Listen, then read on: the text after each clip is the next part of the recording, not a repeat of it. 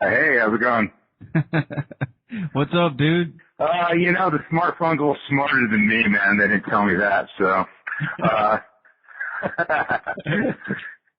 Anyways, how you guys like the new song, man? Man, it's fucking amazing, dude. It's fucking awesome. And I just want to, I don't want to come on the radio and talk trash, but having said that, I'm going to come on the radio and talk some trash, man.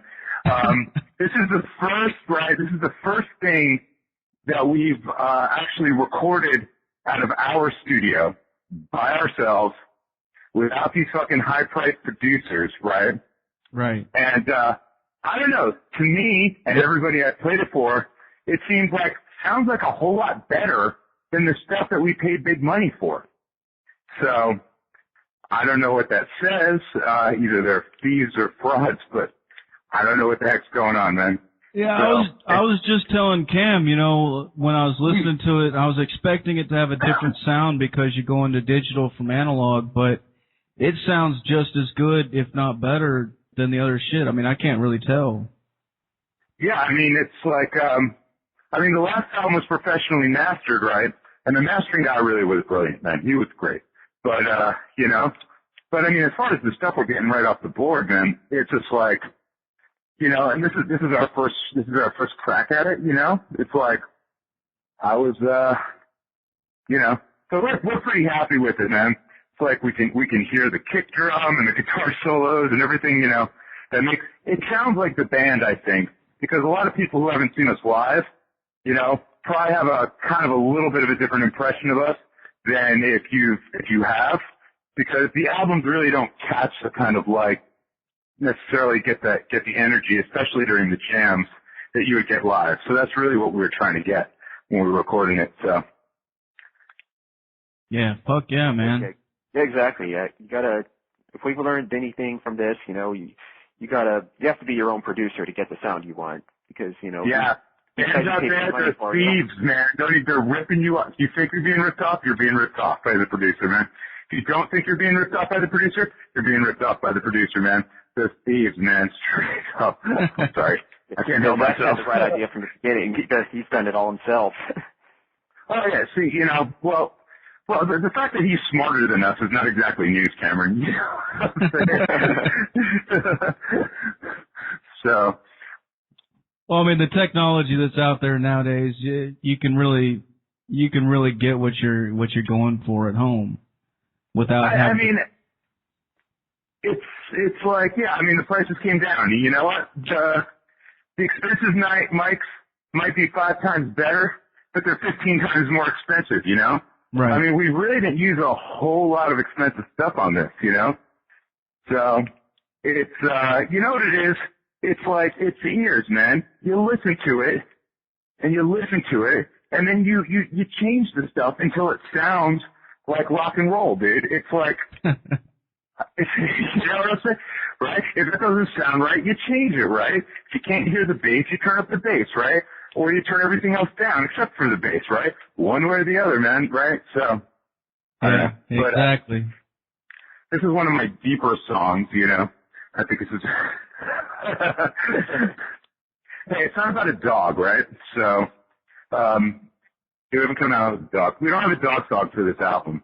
And that's not by design. It's just like I couldn't think of one. But, we do have one about ponies, so.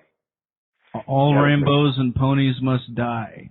Absolutely, man. Fucking love it, man.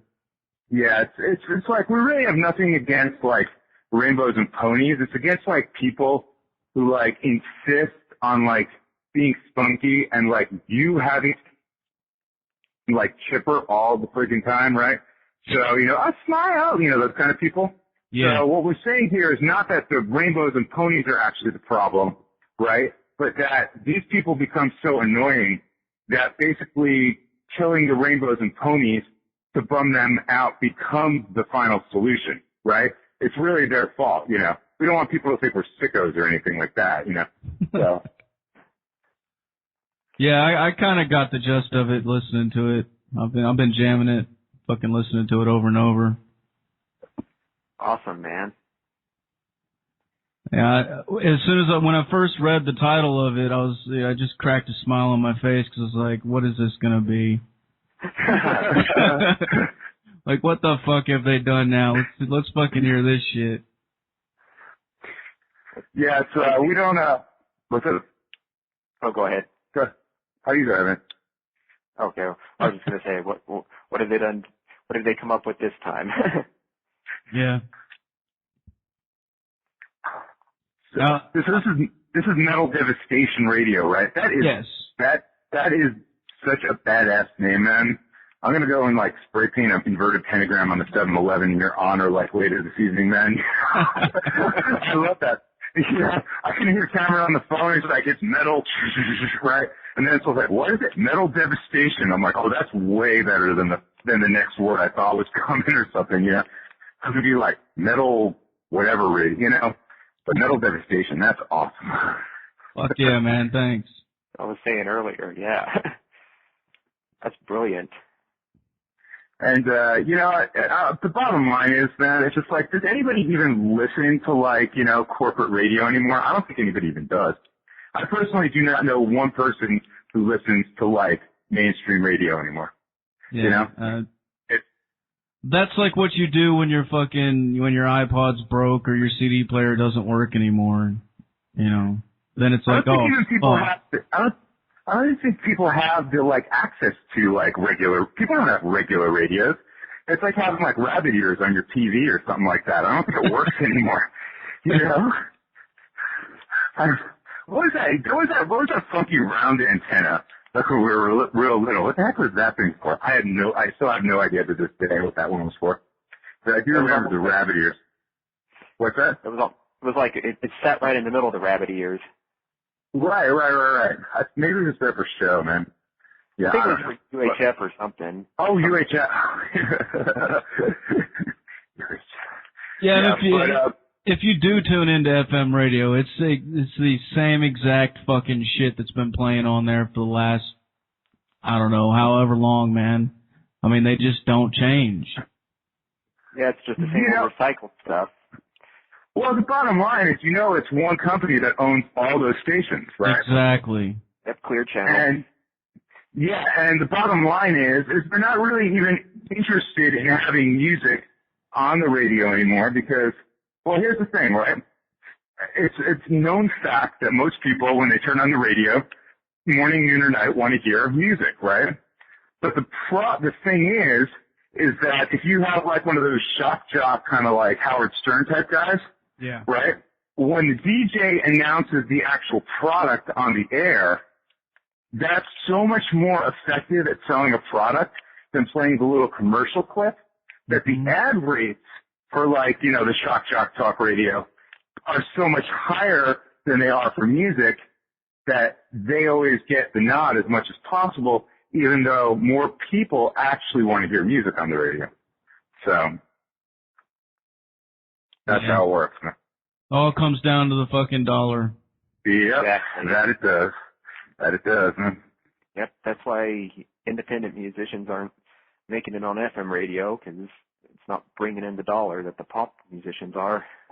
Well, nobody's listening to, I mean, it's all like YouTube now. I mean, or it's independent radio, or it's what, I mean, does MTV even have videos on it? I haven't had a TV since I'm like 12, man, but like, I don't even think they have videos on there anymore. Do they? Yeah, I don't even know. Like, what was it? A couple months ago, everybody was fucking raving about the VMAs and Miley Cyrus doing this and that, and I'm like, what the fuck are you talking about? MTV's still on fucking TV? Like, I don't know.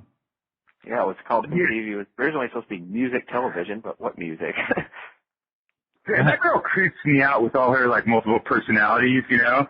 Because, you know, she's like Hannah Montana, right? And she's Miley Cyrus. And then she's like a third person on the show that's not either of them, yet sometimes she's a singer and sometimes she's not. I just avoided the show. Yeah, I didn't even know who it was, man. I haven't had cable in so fucking long. You know, you hear, I've managed to catch that of all things. That and the one with, what's the blonde girl that we used to play Clarissa in the Talking Cat? I like that show. The Talking Cat's awesome, man. The Talking Cat, man. Come on, dude. Everybody's seen the Talking Cat show. like a talking cat, right? Cats been talking once they got something funny to say, man. Right? That's what. I don't know. You see, I don't watch much TV, right? So that's the only show I've really seen that I've enjoyed. But so tell me, what's going on with this fucking? What's up with the bass player situation? Okay, the bass player is. All right. Well, okay. So Chris has been our number one bass player. He's the guy who's on Skull Stars and guitars. He's also who you're hearing on this song, and you also heard him on Outlaw Trucker. Okay? Okay. Now, Chris is the 13th bass player, but Sean, who is really good as well, who you hear in Captain America and the Army of the Damned, right, he was our 17th bass player. And I'm only counting people who've appeared on stage for one complete song with us. So, I know, it's like everybody's got a Spinal Tap position. But anyway, so, as far as we know, Chris is back, man. But, and you know, we're glad to have him because, you know, it's always good to have a bass player that's better looking than both of y'all. You know what I'm saying? But, yeah, I mean, the bottom line is then it's just like, it's like any bass player. It's like you deal with certain issues that guitar players and drummers like don't have. And guitar players and drummers have like, you know, like problems that bass players don't have. Normally just like, you know, hurting ourselves doing stupid stuff, right? But, so as far as we know, he's back. He had a bunch of stuff. I mean, he's up in Oregon, right? Oregon or Idaho, seeing his kid. And, you know, I talked to him. He said he was down to play shows when he got back. So there it is. But, the show goes on regardless, I mean, of who's on the bass, man, you know?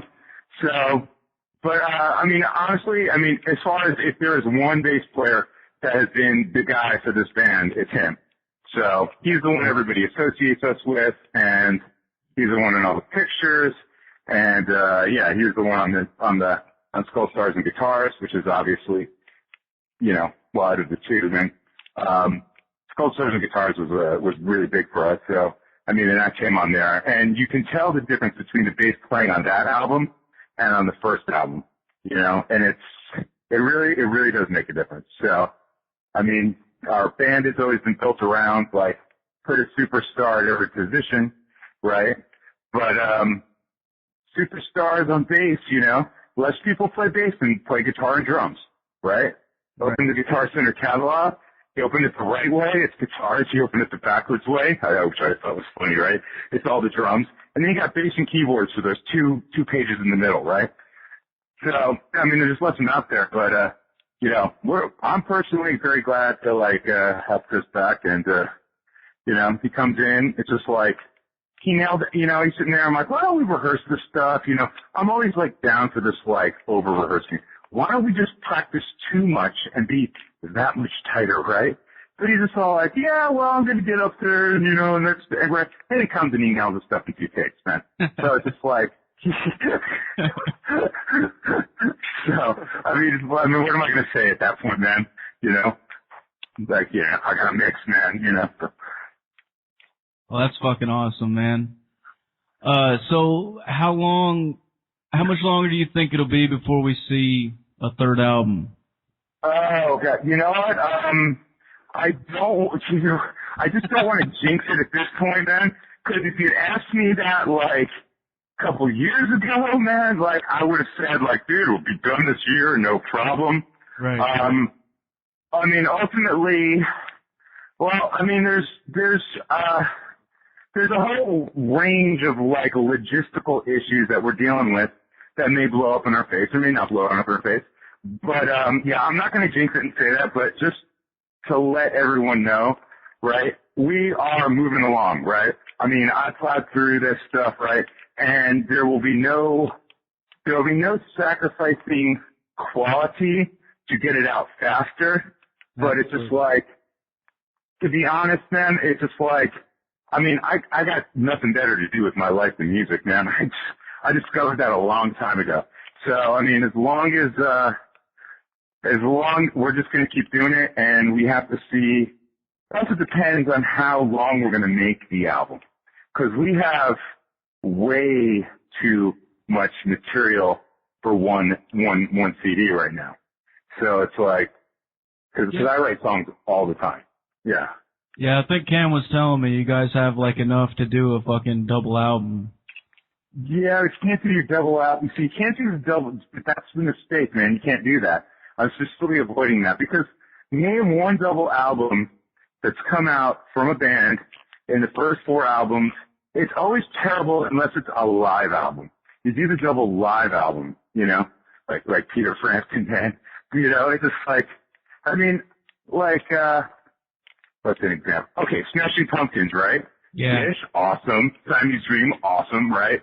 Come on, Melancholy, Infinite Sadness. Are you kidding me? You know, I mean, that was such a letdown. Look at the White Album. White Album would probably be one of the best pop. It would probably be the best pop album of all time if they just like edited it down to one record, right? Do we really need Martha, My Dear, like the song about Paul's dog and stuff like that? I don't think so, right? Yeah, Paul stuff or Guns N' Roses, Use Your Illusion. Oh, Guns N' Roses. Oh, yeah, that was their second album. It's a double album. Yeah. Yeah, I mean, Zeppelin, Physical Graffiti, in my opinion, is the greatest Zeppelin album.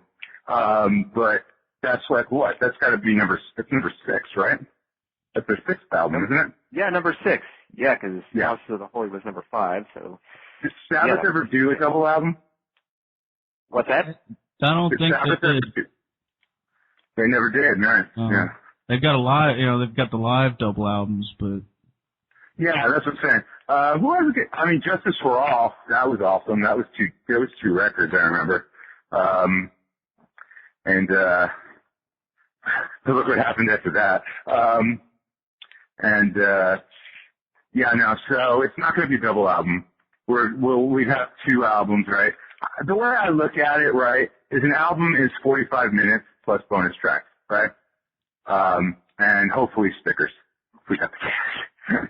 I really want to give away I really want to put stickers in there, right? Because you know what? I've never lived in an age where you opened up a record or a CD or whatever the heck else it was, and like you got like an actual sticker out of it, right? I mean, that sounds awesome, man, right? So I think honestly, people want stickers with their CDs, don't you think? I do, personally. Yeah, actually, I've been noticing here lately with that's what people are doing is they're just focusing on the packaging of certain shit to get people to actually go and buy it because, instead of downloading it. You know what I find then? I find people want the CDs. I got no problem selling them, right? Yeah. We play a show, I grab a stack of CDs, I sell them all. I grab a stack of t-shirts, I sell them all, right? People want to buy stuff. People like spending money, right? The whole thing is, man, you gotta ask them. You can't sit there and expect that, your girlfriend who's doing her nails behind the table is so hot that every dude in the place is gonna go up and buy a CD, t-shirt and the poster, right? It's cause most of the stuff is bought by girls anyway.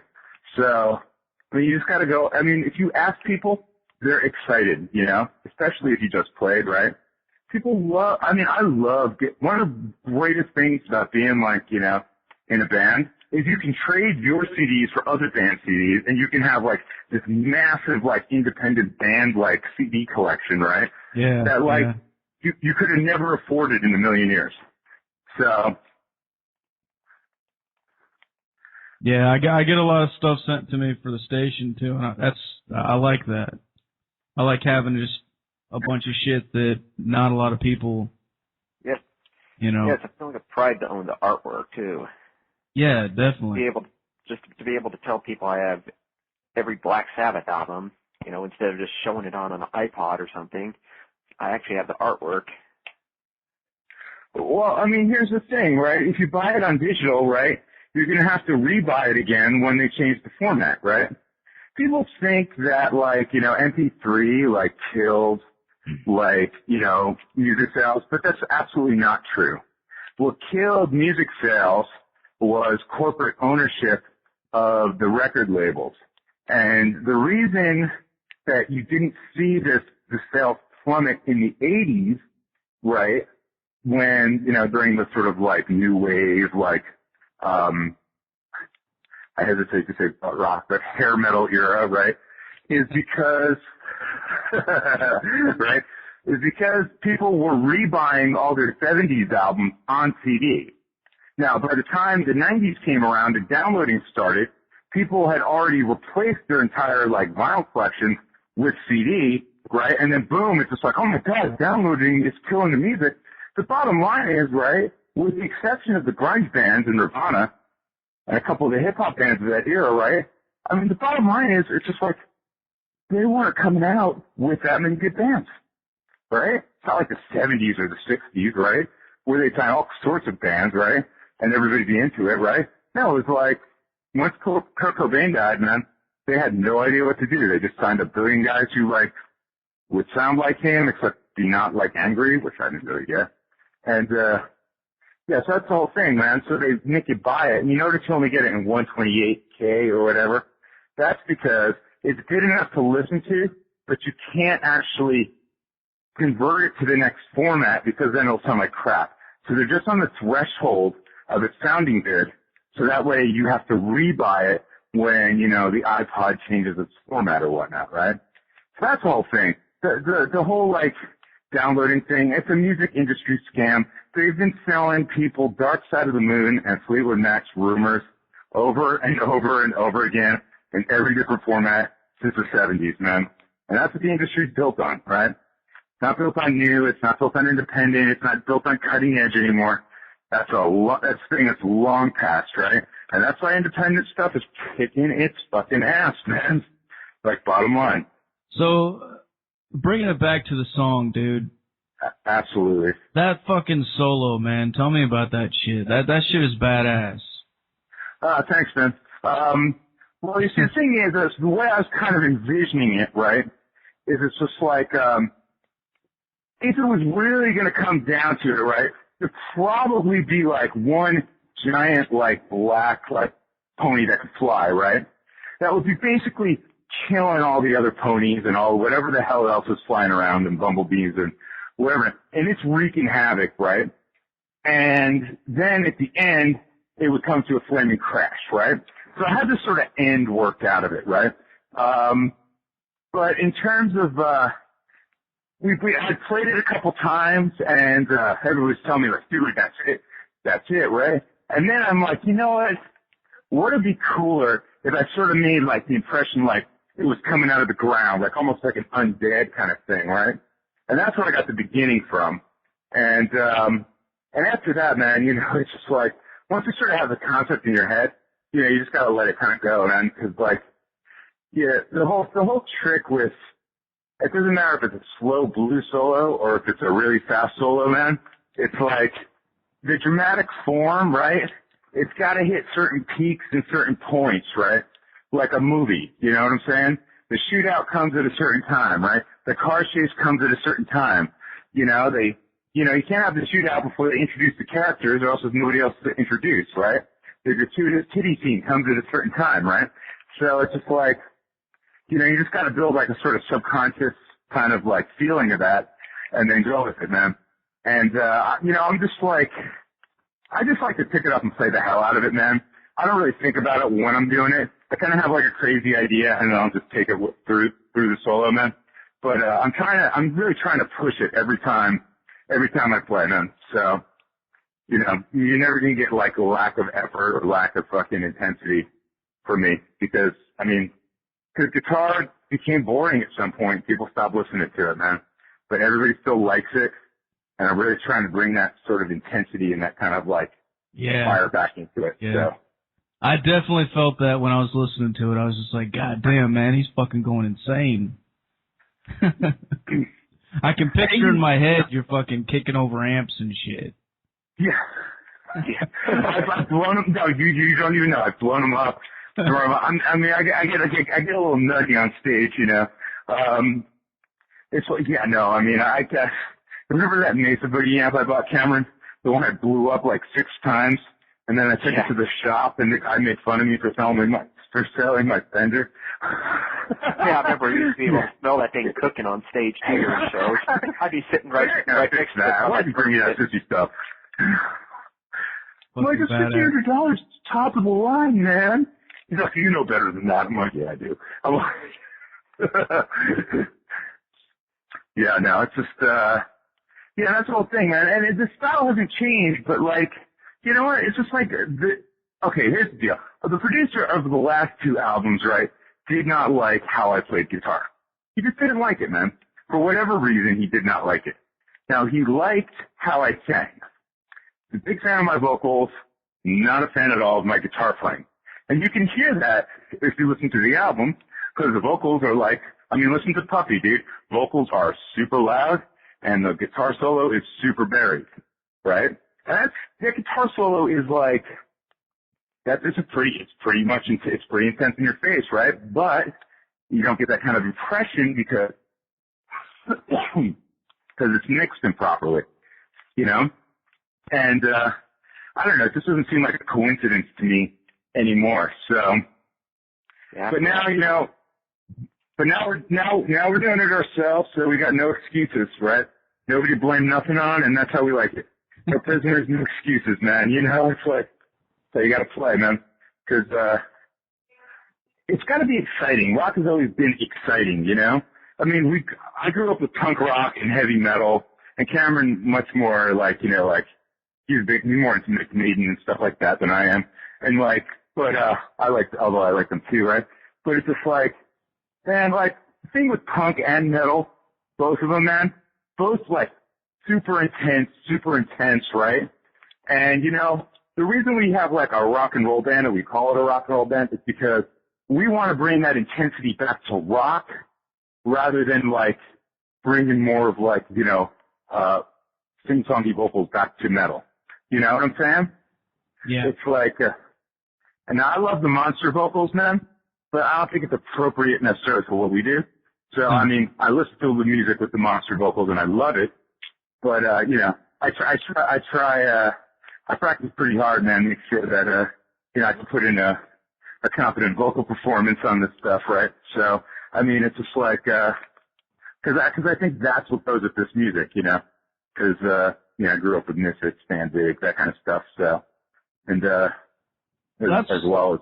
That's one of the things that I really love about you guys' band, though, is like, I mean, it's a genuinely unique fucking sound. You don't sound like everything else that's out there. I really appreciate that, man. I mean, when I hear it, I hear 15 different things it can sound like, but, you know, I'm like, but I will admit this, man. I was going upstairs, right? I heard like this band really loud, and I heard a guitar lead, and I'm like, God damn, man, this dude is smoking, man. I mean, I'm like, I think he's. I'm thinking, I'm like, Jesus Christ, this dude is at least as good as me, if not better, dude, right?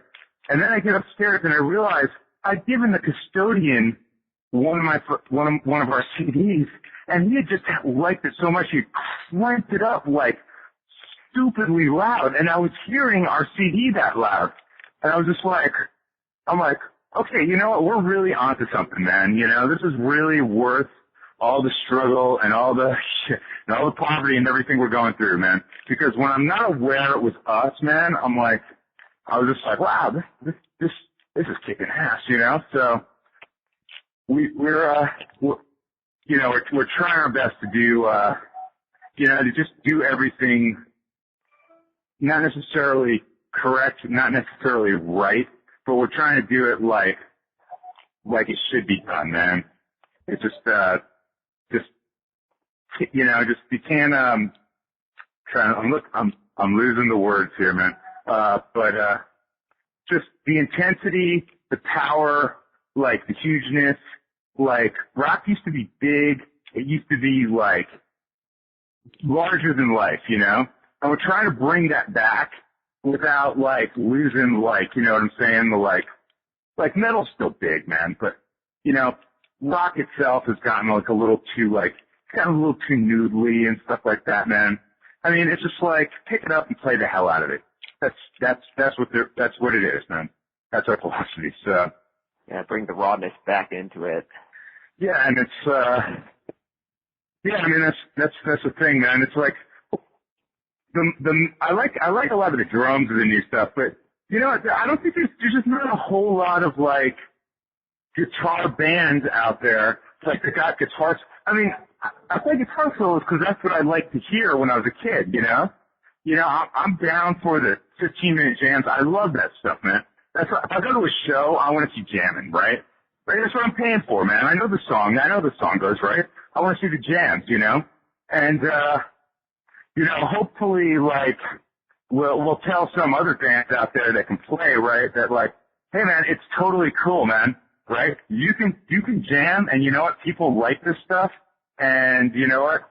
You're not going to be like ostracized, like, you know, because you guys have guitar solos. If it's good, people like it.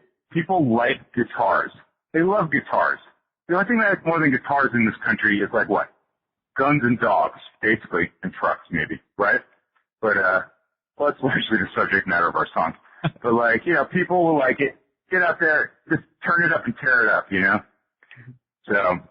Guns, dogs, and guitars. I like it. Yeah, well, I don't know, that's how I see America, man, right? So. Is there anything else you guys want to say to the fucking listeners before I let you go? Right. I'm gonna quote my mom here, man. Right. Like, the imitation always fears the real deal. You are the real deal, man. You are what's keeping metal not just alive, not just breathing, but you're what's keeping it kicking ass, along with all its like, you know, twisted rock and roll friends and all that stuff, man. It's guys like you that make it possible, and you're a musician as well, man. So what you are doing for just like society in general is insane, man. There are kids out there who are going to be listening to this stuff, and that's the first time they've ever heard metal, first time they've heard any of this stuff, and it's gonna change their whole lives, man. So you keep going with it, man, because we're very excited about your station, man.